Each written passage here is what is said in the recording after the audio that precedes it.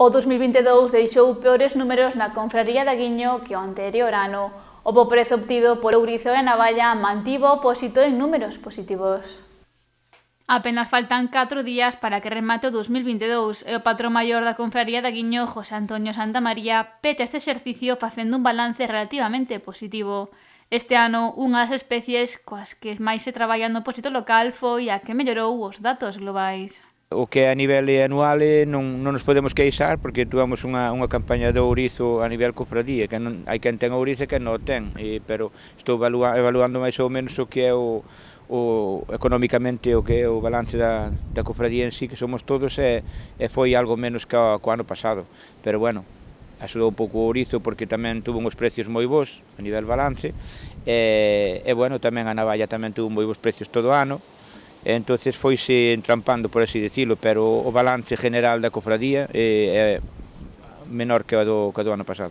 Segundo os datos da plataforma tecnolóxica da pesca, a lonxa de Aguiño comercializou no que vai de ano 181 toneladas de peixe marisco por 2,7 millóns de euros, cifras inferiores ás 218 toneladas do 2021, que xeraron máis de 3 millóns de euros, unha caída provocada pola falta dunha especie clave.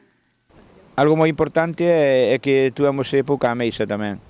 E depois de ter pouca ameixa, un balance bastante a destacar, quizás sea tamén de que nos caeu o mal tempo do inverno agora en noviembre, que é onde realzas moito máis, onde lle das un empujón ao que é económicamente o anual, caeu-nos este mal tempo todo xunto, quero dicir que non tuvemos un descanso de intervalo así de poder traballar algún día pola semana, entonces isto repercútenos totalmente, porque son meses que o produto sube de precio e entonces claro, ao non ir aí é onde notas o balance do ano que non chega a onde chegou o ano pasado.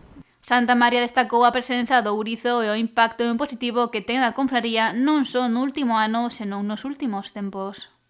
Todo podendo ir ao recurso, todo é positivo, porque vas facendo algo, uns anos máis e outros anos menos. O ourizo o que ten de diferencia con outros recursos é que, así como antes era unha arte que estaba aí, máis ben acompañante, nin eso, pasou a ser unha arte que depende moito a cofradía dela.